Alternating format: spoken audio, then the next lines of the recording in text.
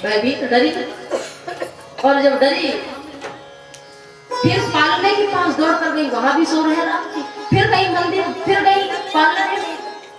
ये जब दृश्य देख रही है मैया तो बड़ी भयभीत हो गई, और भगवान ने देखा कि देख रावा माता निज अद्भुत रूप अखंड, रोम रोम प्रति लागे कोटि कोटि ब्रह्मांड। एक एक रोम में करोड़ों करोड़ों ब्रह्मांड आज रामलला के स्वरूप में मैया ने देखा, और यही काकभुषुंडी जी ने भी देखा है। श्री रामचरितमानस में लिखा है, आप सभी ने सुना होगा कथा में, और कथाएं देखिए हम सभी सुनते रहते हैं राम जन्म इत्यादि की, परंतु काकभुषुंडी की मैं थोड़ी सी चर्चा जरूर करूंगी, क्योंकि काकभुषुंडी बंधु बाल रूप सोई राम, ये राम शंकर जी का है। और इष्ट देव मम बालक रामा शोभा बपुष कोटि सतकामा, ये काकभुषुंडी जी का। काकभुषुंडी जी भी बाल रूप का ध्यान करते हैं।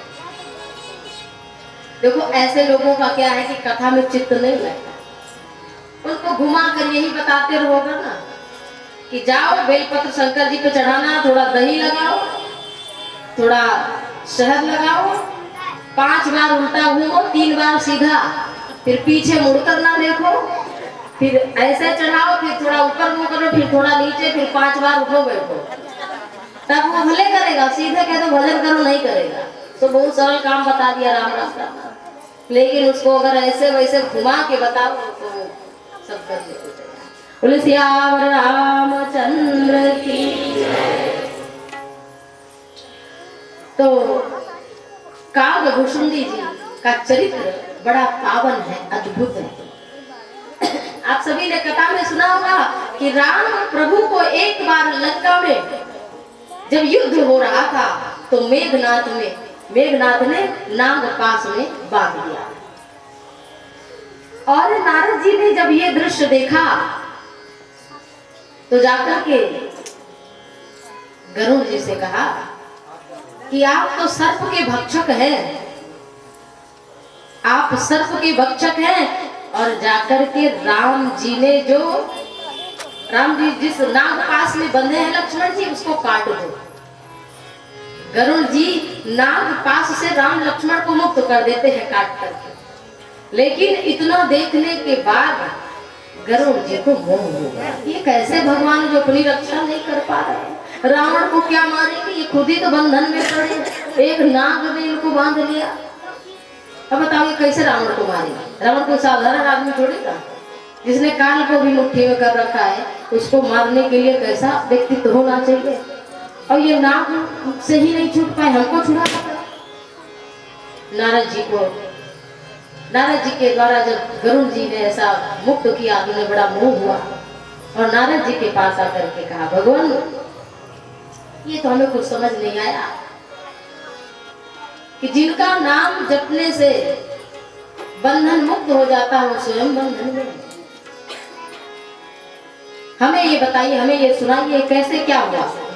नारद जी ने कहा कि तुम ब्रह्मा जी के पास जाओ, मैं पिताजी के पास। क्यों? उनके 4 मुंह बढ़िया समझा पाए। एक हम का क्या समझा, कहा 4 मुंह वाले ज्यादा बढ़िया। नहीं हम ब्रह्मा जी बोले हम क्या समझा पाएंगे, 5 मुंह वाले के पास जाओ।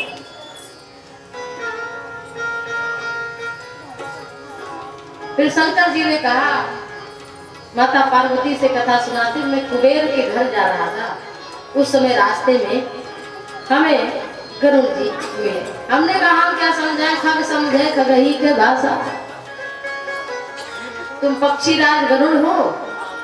देखो किसको मोह हुआ है, जिस पर भगवान सदैव विराजमान रहते हैं, उन गरुड़ जी को जिनके पंखों से वेद ध्वनि निकलती रहती है, उनको मोह हुआ है।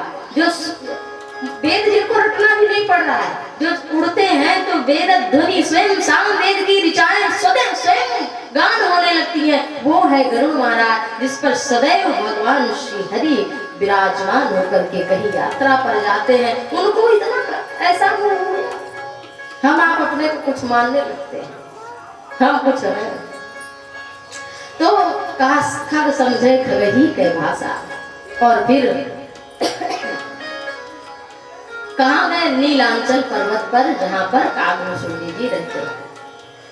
कागभूषुंडी जी ने बताया कि 4 योजन तक हमारे आश्रम के इर्द गिर्द माया नहीं आ सकती। माने इस यहाँ पर अगर कोई थोड़ी दूर में आ गया तो उसको माया नहीं व्याप्त होगी। तुम्हें क्या? पूरी राम कथा सुनाई तो कहा हमने सुना है कि आपका किसी काल में नाश नहीं होता, आप कभी मरते नहीं। आप हमें ये पूरी कथा सुनाइए। तो उन्होंने कहा आप अमर हैं, आप कभी मरते नहीं, ये कैसे हो सकता? तो कागभूषुंडी जी ने अपना परिचय बताया कि एक बार कलयुग का समय था, कलयुग का, और मैं अयोध्यापुरी में पैदा हुआ। अयोध्यापुरी में जब मैं पैदा हुआ तो वहां अकाल पड़ा, अकाल पड़ा। परे दुकाल सुने उर्गारी, वहां अकाल पड़ा। और अकाल जब खाने पीने को कुछ कहीं था ही नहीं तो हम उज्जैन चले गए, महाकालेश्वर। और वहां जाकर के हम शंकर जी के बड़े भक्त थे, लेकिन राम जी से द्रोह करते थे। वहां पे हमें एक गुरु जी मिल गए। वो ऐसे गुरु थे कि वो सचमुच उनमें गुरु था। तो गुरु जी ने हमसे कहा, हमको राम मंत्र दिया, लेकिन हम तो शंकर जी के भक्त, और उन्होंने राम मंत्र और हरि कहूं हर सेवक गुरु कहो। एक बार की बात है कि गुरु जी हमें कुछ सत्संग सुना रहे थे और सत्संग में सुनाया कि भगवान शंकर राम जी के दास हैं, सेवक हैं। अब इतना सुनते ही हमारा हृदय क्रोध से भर गया और हम बड़े नाराज हुए। ऐसे कैसे हो, कह दिया गुरु जी ने कि हरि कहूं हर सेवक गुरु कहो। जब इतना कहा तो एक बार की बात है कि मैं मंदिर में बैठकर जप कर रहा था, और जब जप कर रहा था तो गुरुदेव आए। देख मैं रहा था कि गुरुजी आ रहे हैं, लेकिन मैंने दम हो किया कि मैं आपको देख नहीं रहा हूं। देख तो रहा था, लेकिन जानबूझकर जब देखा कि आ रहे तो आंख बंद कर लिया, माला जप करने लगा। गुरुजी आए, लेकिन हमने उनको प्रणाम नहीं किया। और उनको जब प्रणाम नहीं किया तो शंकर जी इतने क्रोधित हो गए कि उस शिवलिंग से प्रकट हो गए, और प्रकट होकर के हमको श्राप दे दिया भगवान शंकर ने कि महाविटक कोटर महु जाई। किसी कोटर में वृक्ष में जाकर तू अजगर हो जा, जैसे बैठा रहा ना अजगर की भांति अजगर बन जा।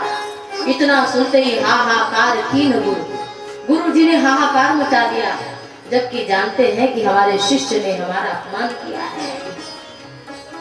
हमारे तो नमामि शमीशान कहकर शिव जी की स्तुति की। भोलेनाथ ने कहा कि जो उपकारी ब्राह्मण होता है, संत होता है, उस पर मैं बहुत प्रसन्न रहता हूँ। बताओ क्या करना। तो श्राप मिल ही गया इसको। तो भगवान शंकर ने कहा कि कुछ कमी कर दीजिए भोलेनाथ, आप तो भोले हैं। कहा कि ये श्राप तो लगेगा, लेकिन जन्मत मरत दुसह दुख होई, यही स्वल्पो नहीं व्यापी ही सोई। जन्म और मृत्यु के समय बड़ा दर्द होगा, हजारों बिच्छू एक साथ काटे, इतना दर्द, परंतु इसको वो भी नहीं व्याप्त होगा। जैसे कोई पुराने वस्त्र का त्याग कर देता है, ऐसे ही ये शरीर का त्याग करेगा कि इसे कष्ट नहीं होगा। तो कहा इस तरह से मैं जन्म लेता रहा, मेरा कई जन्म हुआ, लेकिन मैं ऐसे ही वस्त्रों की भांति शरीर को त्याग देता था और नया शरीर धारण कर लेता था, और मेरा फिर अंतिम जन्म हुआ। मैं ब्राह्मण कुल में जन्मा। पिताजी मुझे अच्छी शिक्षा देते, अच्छी विद्या बताते कि ये वेद पाठ करो, ये करो, पूजा पाठ कराओ, लेकिन कहा कि खरी सेव सुरधेनु ही त्यागी। बहुत ध्यान से सुनना, कथा में उसी को रस मिलेगा जो सुनना चाहेगा। बोले सियावर रामचंद्र की। ऐसे तो गाकर सुनाना बहुत लंबा काम है ये, परंतु हम आपको कथा क्योंकि कथा लोगों को पता नहीं कि रामचरितमानस में ये कथा भी इस तरह से है। बोले राजा रामचंद्र की। आइए प्रभु के चरणों में प्रणाम कर लेते हैं, थोड़ा सा आलस दूर हो जाता है, फिर कथा सुनाते हैं।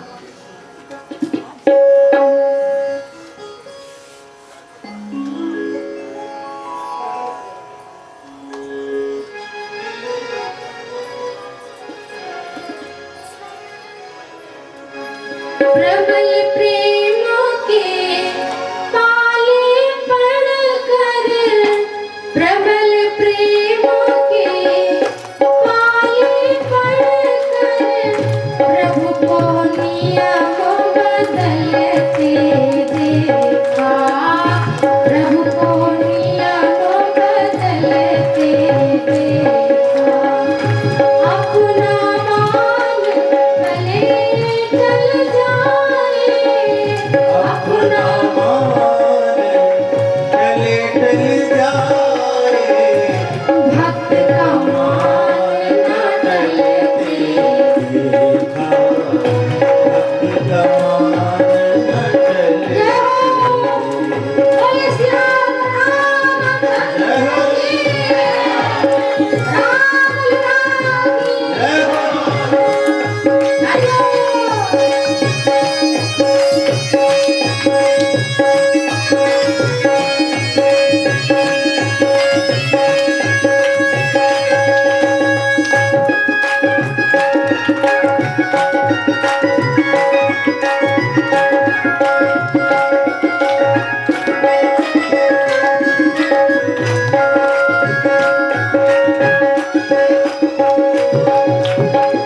जिनकी केवल कृपा दृष्टि सो, जिनकी केवल कृपा दृष्टि सो, अखिल विश्व को पलते देखा, अखिल विश्व को पलते देखा।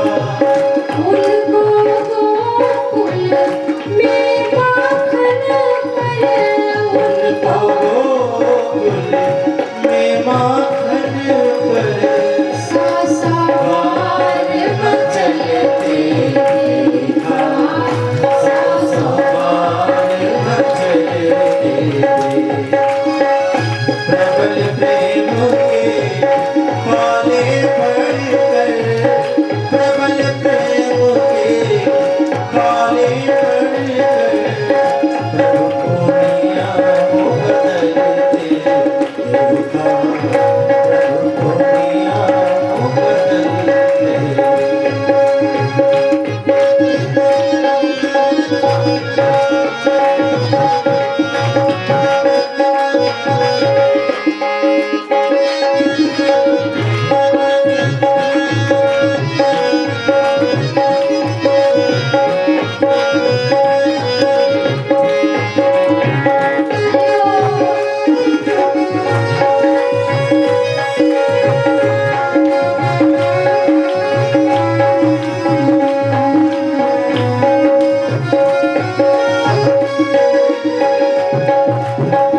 जिनका ध्यान विरंची सब हो, जिनका ध्यान विरंची सनकादिक ना संभलते देखा, जिनका ध्यान विरंची समूह, सनकादिक नाम संभलते देखा। उसको ग्वाल सखा मंडल में, उसको गाल सखा मंडल में लेकर गेंद उछलते देखा, लेकर लेकर चलते देखा।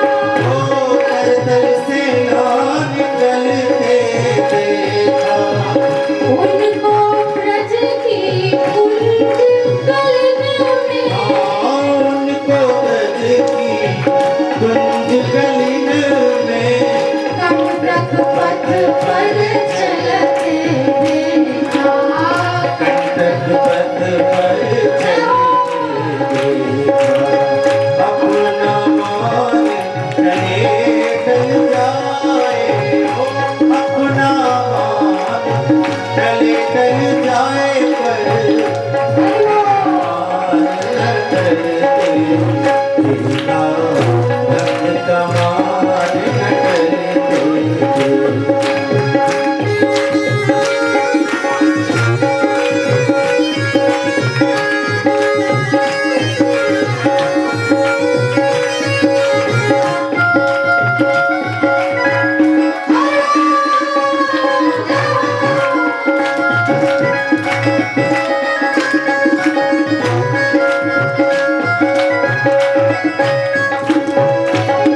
जिनकी बात भी उठी के भासे, जिनकी बात भी टूटी के भय से, सागर सामने उछलते देखा। ओ सागर सागर चलते देखा।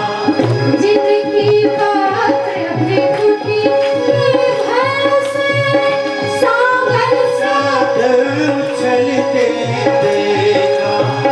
उनको माँ यशोदा के फल से, ओ उनको माँ यशोदा के भय से अश्रुबिंदु ढलते देखा। अश्रुबिंदु ढलते देखा। अपना मान टले टल जाए हो अपना मान, टले टल जाए पर अपने का मान न टलते देखा। अपने का मान न टलते देखा। राम राम राम सीता राम राम राम राम राम सीता राम हरे राम राम राम सीता राम राम राम। 2 मिनट हरे राम राम राम सीता राम राम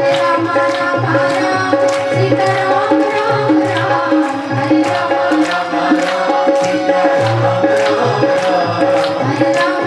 राम राम हरे राम सीता राम सीता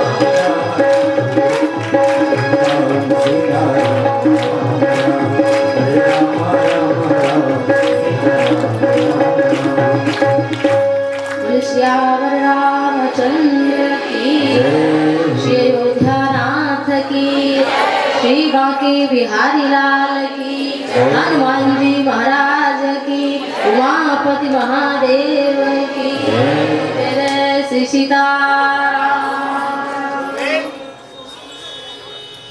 तो काकभूषुंडी जी अपना जीवन अपनी कथा सुना रहे, बहुत ध्यान से सुनना जिससे आगे आपको याद रहे। ये कथा बड़ी पावन है। तो काकभूषुंडी जी सुनाते हैं कि आखिरी जन्म हमारा विप्रकुल में ब्राह्मण परिवार में हुआ।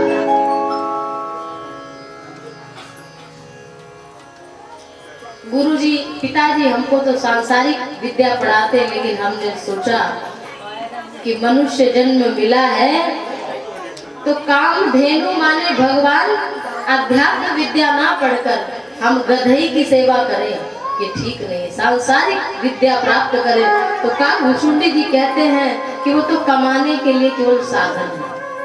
उस विद्या को पढ़कर कोई विनम्र नहीं हो सकता, लेकिन इस विद्या को अगर कोई पढ़ ले तो वो उदंड नहीं हो सकता।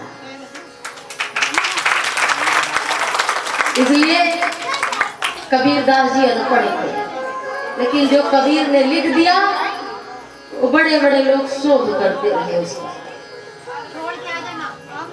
तो पढ़ाई वो है। काकभूषुंडी जी कहते हैं जो हमें विनम्र बनाए, विद्या विदाती विनय। आजकल लोग ऐसे ही प्रणाम कर लेते। तो चलिए काकभूषुंडी जी का जो चरित्र है वो आखिरी जन्म ब्राह्मण कुल में मिला। सोचने लगे कि नहीं ये सब बेकार है। थोड़े दिन में पिताजी स्वर्गवास उनका हो गया। अब काकभूषुंडी जी घर से निकल पड़े, कहाँ जाना है कोई पता नहीं। और सुमेरु पर्वत पर बैठे हुए लोमस मुनि हैं, उन तक पहुंच गए। वहां पहुंचे तो उनके मन में पिछले जन्म का सब कुछ याद था।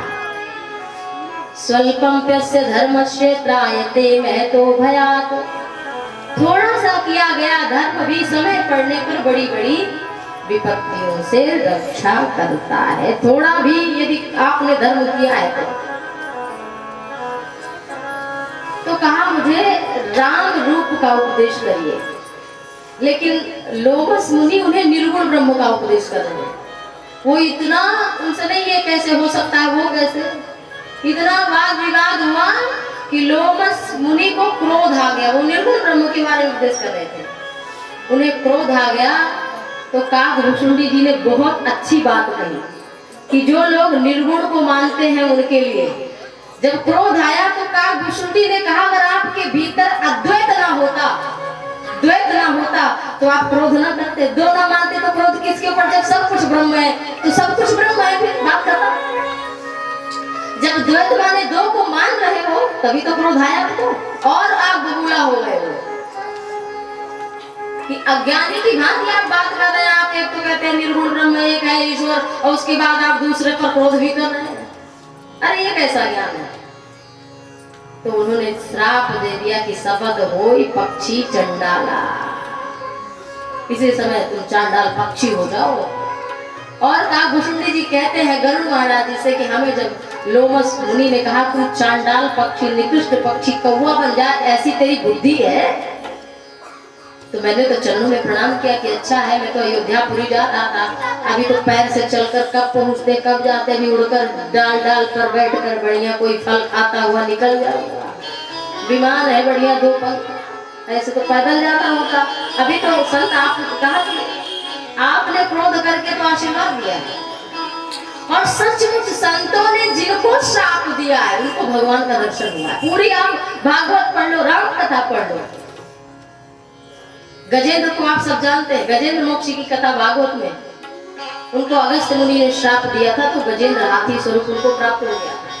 और हाहा हुंदू नाम के जो गंधर्व थे उनको भी श्राप मिला था देवल मुनि के द्वारा, जो मगरमच्छ बना था, हाथी का चरण पकड़ा था, उसको भी श्राप दिया था। तो क्या भगवान के सुदर्शन चक्र से उसकी गर्दन कटी। और भगवान का वो गजेंद्र तो बाद में भगवान के धाम गए, उससे पहले मगरमच्छ ही पहुंच गया था। तो ये भगवान के, अब नारद जी ने देखो श्राप दिया भगवान को तो राम जन्म की कथा का कारण बना। भगवान शंकर के गढ़ों को श्राप दिया तो वो रावण बना और इससे भगवान की कथा बनी और उनके हाथों परम पद को प्राप्त होता। इतना ही नहीं, सनकादि मुनीश्वरों ने जय विजय को जब श्राप दिया था तब वो भगवान के हाथों से वो मरकर वो भी परम पद प्राप्त हुए। तो संत कभी कुछ कह दे, कोई साधु कुछ कह दे तो उसको आशीर्वाद मानो, बुरा मत मानो, वो कल्याण करने वाला है। गौतम ऋषि ने अहिल्या को श्राप दिया, वरना दिया होता तो राम जी की प्राप्ति हो सकता था, उसे पति लोक की प्राप्ति हो जाती पहले, लेकिन राम दर्शन कैसे होता। तो संत का श्राप तो भगवान का दर्शन। और फिर काकभूषुंडी जी जब उड़कर चलने लगे कहा नहीं नहीं यहाँ आओ यहाँ आओ। उन्हें राम रूप का ज्ञान दिया और राम रूप कैसे ध्यान करो ये सब कुछ बताया। और काकभूषुंडी जी कहते हैं मैं उड़ करके फिर चला गया अयोध्यापुरी। और जब वहां गया तो भगवान 5 वर्ष के थे और 5 वर्ष तक उनके साथी में खेलता हुआ। भगवान श्री राम के लिए आज भैया कौशल्या ने पुआ बनाया पुआ। पुआ बनाया तो भगवान खा रहे हैं और थोड़ा फेंक देते हैं तो काकभूषुंडी कौआ है वो लेकर उड़कर भागते हैं, मुंडेर पर बैठे हैं।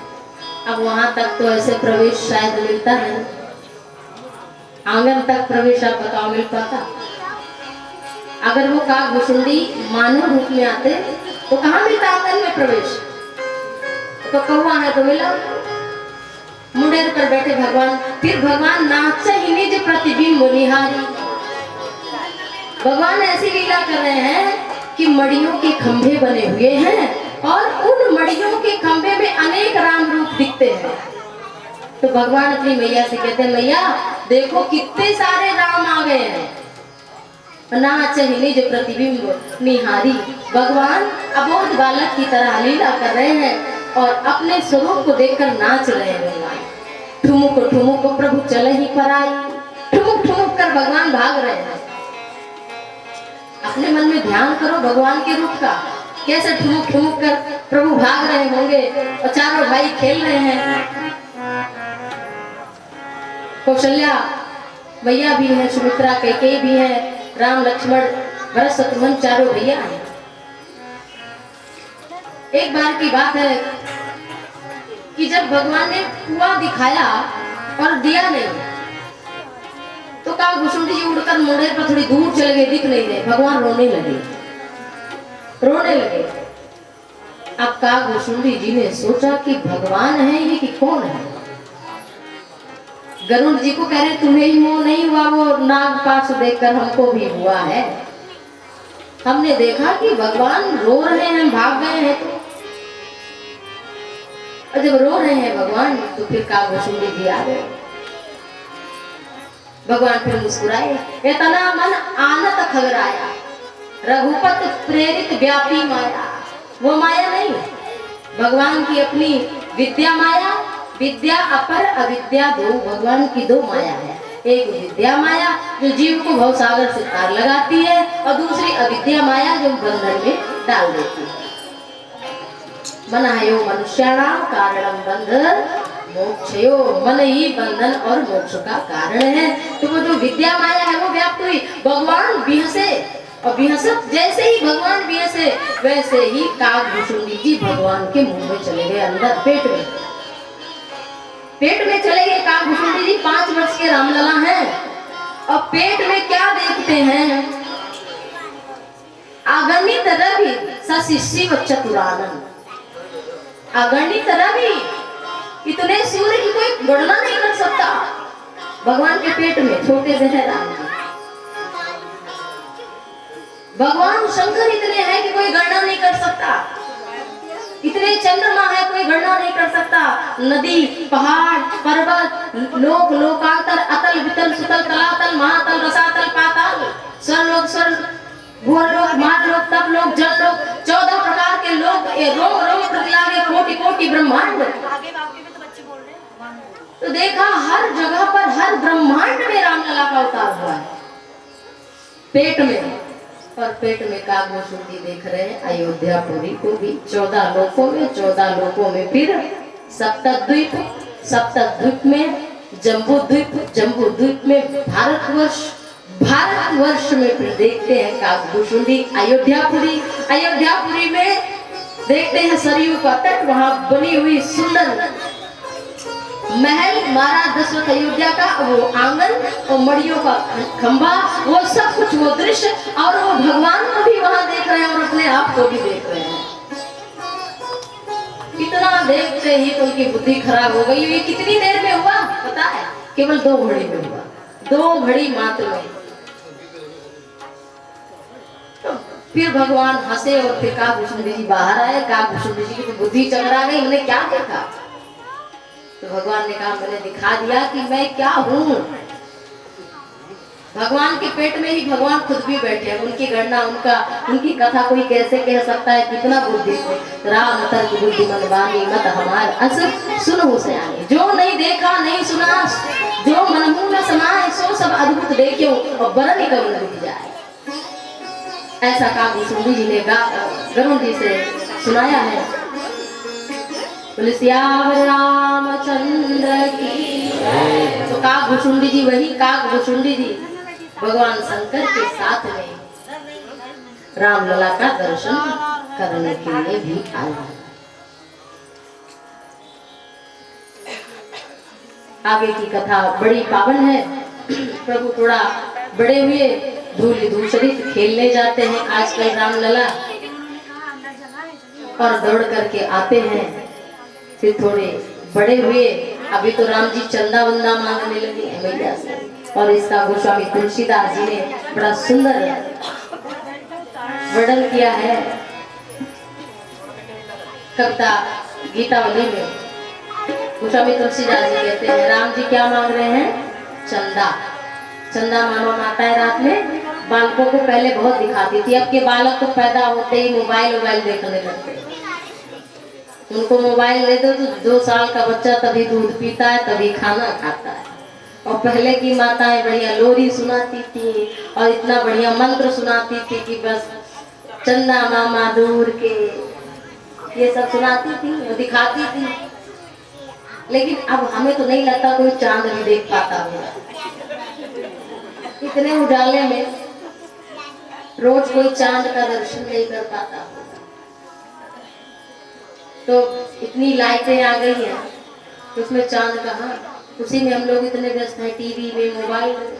और सबसे ज्यादा तब तक तो ठीक था जब तक पीसीओ चलता था, तब तक तो ठीक था।